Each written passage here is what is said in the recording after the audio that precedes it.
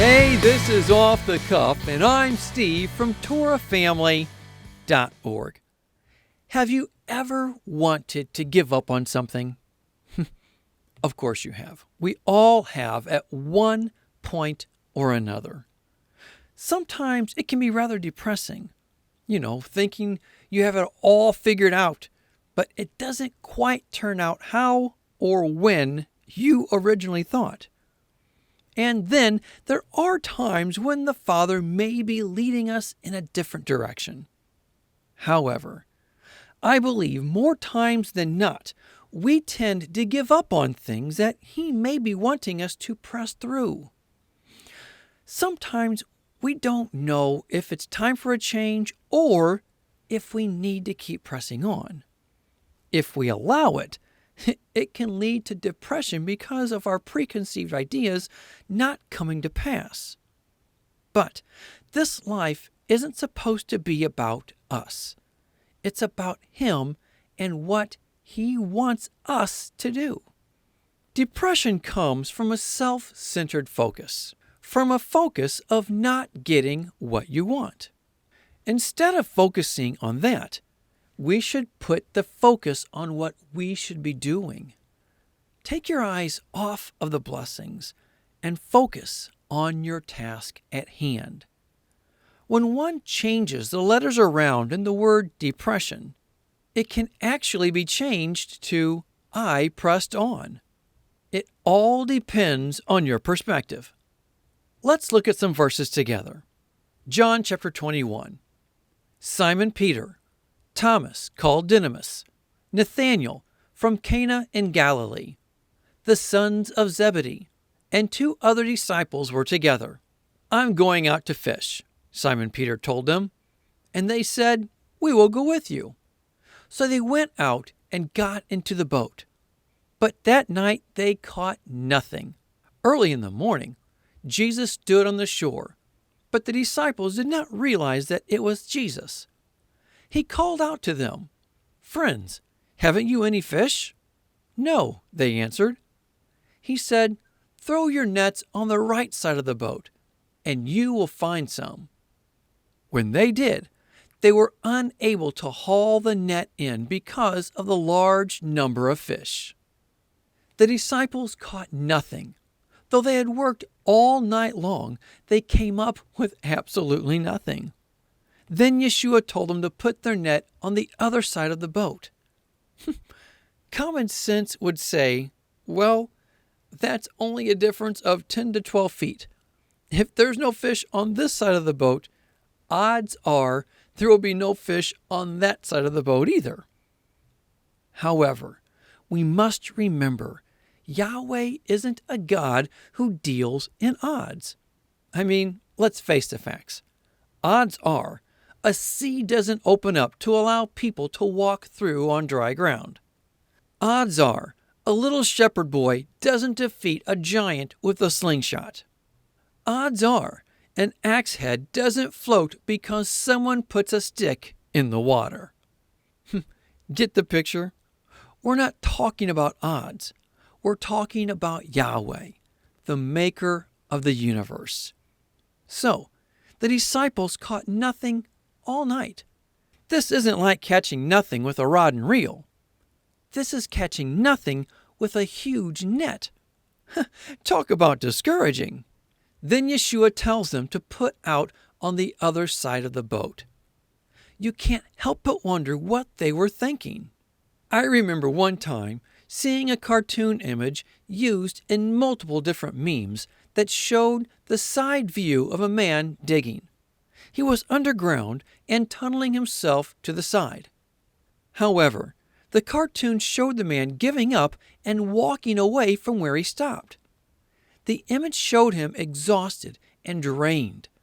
The problem was that the man could not see he was just a few inches from reaching a treasure beyond reason.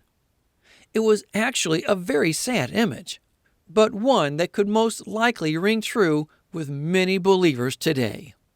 How close have we been to a victory in our lives? Yet, because we didn't see any results, we just gave up. If you are anything like me, you like to see results. Even if you put just a little bit of effort into something, then you want to see at least just a little bit of progress. Whatever you invest, you expect the return to at least be equal at the same time. Much like painting. You paint a little, you see a little. You paint a lot, well, you see a lot. But life doesn't always work that way, especially when it comes to the things of the Father. Sometimes we simply need to persevere. Just keep on keeping on. However, all too often, believers give up just before the victory is reached. Just like the man in the cartoon. He worked and worked, but saw nothing. He continued working, but grew weary of finding nothing. Finally, he gave up. He figured it was of no value. How many times have we given up on what the Father has told us to do? What if the disciples didn't put their nets on the other side of the boat? Well, that's something we'll never know because they did. Now, here's the funny thing. Let's look at the time when some of these disciples were first called by Yeshua. Compare Luke chapter 5. He got into one of the boats, the one belonging to Simon, and asked him to put out a little from shore. Then he sat down and taught the people from the boat. When he had finished speaking, he said to Simon, "Put out into deep water and let down the nets for a catch." Simon answered, "Master, we have worked hard all night and haven't caught anything. But because you say so, we will let down the nets." When they had done so, they caught such a large number of fish that their nets began to break. So they signaled to their partners in the other boat to come and help them. And they came and filled both boats so full that they began to sink. When Simon Peter saw this, he fell at Jesus' knees and said, "Go away from me, Lord. I am a sinful man." For he and all his companions were astonished at the catch of fish they had taken. And so were James and John, the sons of Zebedee, Simon's partners. Then Jesus said to Simon, "Don't be afraid. From now on, you will catch men." So they pulled their boats on shore, left everything, and followed him. The story is extremely similar, but it happened at the beginning of Yeshua's ministry and was the event that made them choose to follow Yeshua.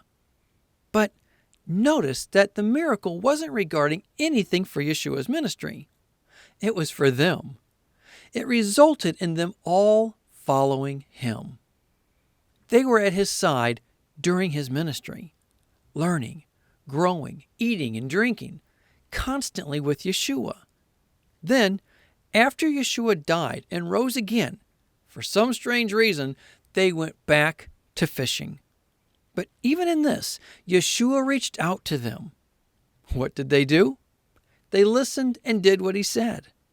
The result? A blessing. And to think that was just regarding one fishing trip that they most likely shouldn't have even been on to begin with. How much more so should we not give up in following what he tells us to do in our everyday lives? Even when you may think that it's of no use. Even when you may feel you've done all you can. Even when it may seem that everything you've done up to that point has gained you nothing. Even if you feel you've hit a dead end. Don't give up on what the Father is doing in your life. Stick to it. Stay with it. Run the course. It's not always easy. In fact, many times in the scriptures, we see where the Father comes through at just the last moment. Like when Abraham had his knife in the air to kill Isaac before he was interrupted by the angel. The door of the ark was closed by Yahweh just before the waters began flooding the earth. Yahweh may pass a lot of opportunities to be early, but He's never late. How many times have we been so close, but yet so far away? Did we stay faithful to the end? Or did we walk away disappointed, not realizing just how close we actually could have been? Do what He says and put your net on the other side of the boat. In time, His time, the blessing will come. Stay faithful to what He's giving you.